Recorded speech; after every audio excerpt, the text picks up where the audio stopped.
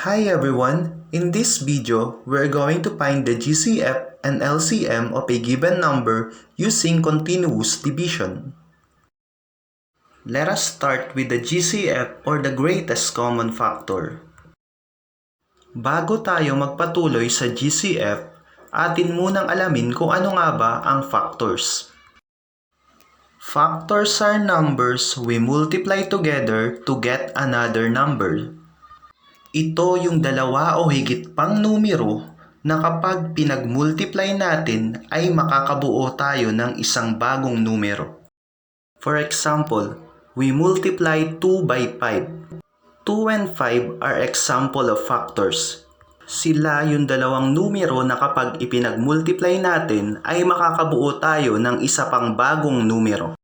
So if we multiply 2 by 5, we can get another number which is 10. Yung nakuha nating bagong numero ay tinatawag ding product o ito yung sagot sa multiplication. Kapag tinanong tayo kung ano ang factors ng 10, ang isasagot natin ay 2 at 5. Dahil kapag iminultiply mo ang 2 at 5, makukuha natin ang sagot na 10. Pero hindi lang 2 at 5 ang factors ng 10.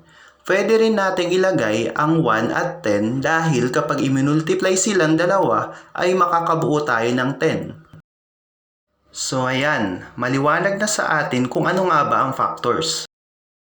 So we can now proceed to our main topic which is GCF or greatest common factor.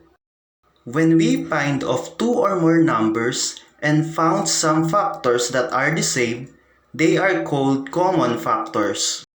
Nakukuha natin ng common factor kapag ang dalawa o higit pang numero ay may magkaparehong factor.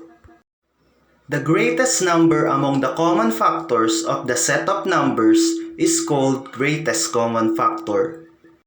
Kapag ang dalawa o higit pang numero ay maraming magkatulad na factor, hahanapin lang natin doon ang pinakamataas para makuha ang GCF.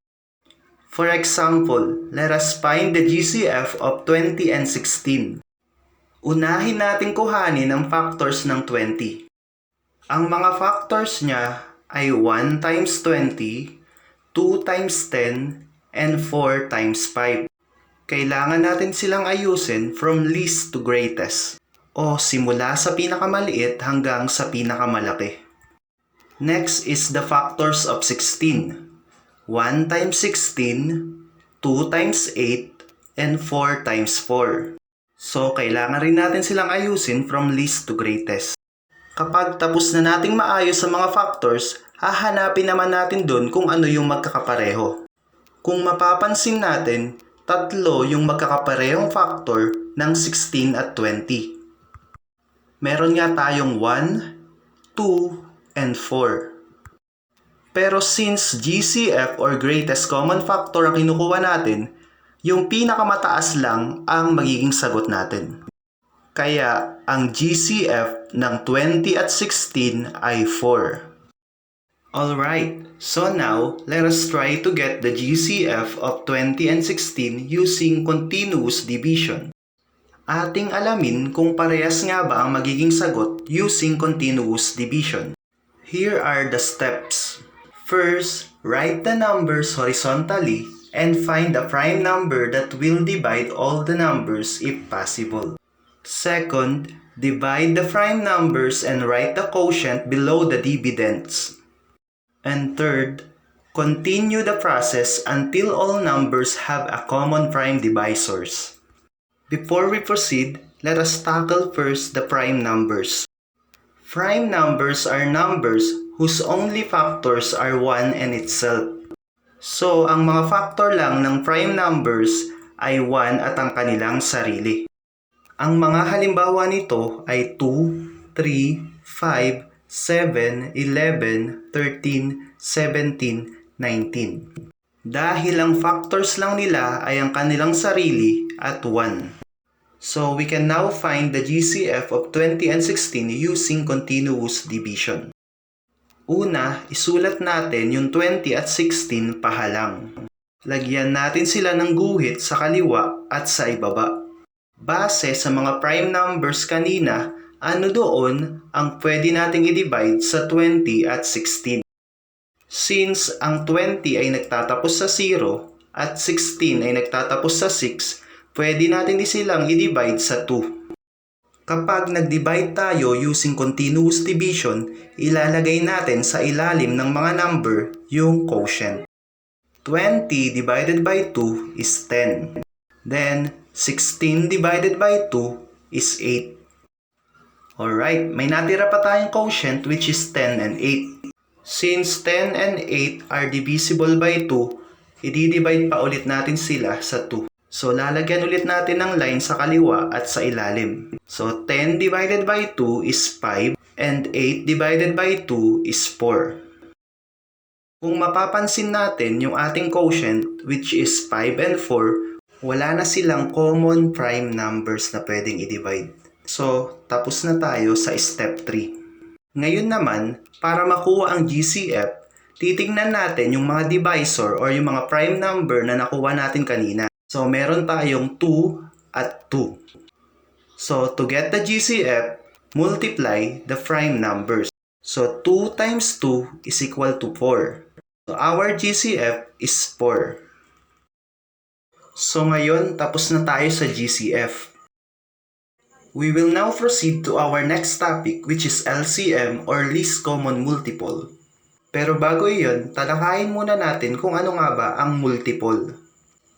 A multiple of a number is the product of that number and any counting number. Kilalang kilala ito sa tawag na skip count or skip counting. For example is the multiples of 5. Using skip counting technique, the multiples of 5 are 5, 10, 15, 20, 25, 30. Another example, multiples of 9. 9, 18, 27, 36, 45, 54. Next is the multiples of 8. 8, 16, 24, 32, 40, 48, 56. So, ganun lang kadali ang paghahanap sa multiples ng isang number. Just like common factors, two or more numbers also have common multiples. It is also called as LCM or least common multiple. In order to get or find the LCM of two or more numbers, we are going to use skip counting technique. For example, find the LCM of 20 and 16.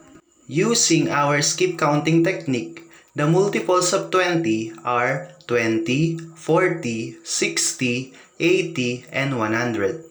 While the multiples of 16 are 16, 32, 48, 64, and 80. After nating makuha ang multiples ng 20 at 16, titingnan naman natin kung meron ba silang kaparehang multiple. Base sa mga multiple na nakuha natin, parehas silang mayroong 80. Since nag-iisa lang yung magkaparehang multiple na nakita natin, automatic na ang LCM ay 80. Pero kung sakaling merong dalawa o higit pang multiples tayong nakita, ang pipiliin natin ay yung pinakamababa. Alright, so maliwanag na ba ang pagkuha ng LCM or least common multiple? Ngayon naman dumako tayo sa pagkuha ng LCM using continuous division. Get or find the LCM of 20 and 16 using continuous division. Hindi na tayo mahihirapan sa paggamit ng continuous division dahil kaparehas lang ito ng pagkuha sa GCF. Unang step, ihanay ang 20 at 16 pahalang. Huwag kalilimutang maglagay ng linya sa kaliwa at sa ilalim. Susunod ay kunin ang prime number na pwedeng i-divide sa 20 at 16. Dahil sila ay nagtatapos sa 0 at 6, sila ay divisible sa 2. So 20 divided by 2 is 10 and 16 divided by 2 is 8. Patuloy pa rin tayong magdi-divide dahil ang 10 at 8 ay divisible by 2. So 10 divided by 2 is 5 and 8 divided by 2 is 4. Since wala ng prime divisor, hindi na natin gagalawin ang 5 and 4. Ngayon naman sa pagkuha ng LCM, ang gagawin natin ay imumultiply ang mga prime divisor at yung quotient na natira. So ang mga prime divisor natin ay 2 at 2 at ang quotient natin is 5 and 4. Next step is to multiply all the numbers 2 times 2 times 5 times 4. Our LCM is 80. Maliwanag ba ang pagkuha ng LCM at GCF? Sana ay marami kayong natutunan. Hanggang sa muli, salamat!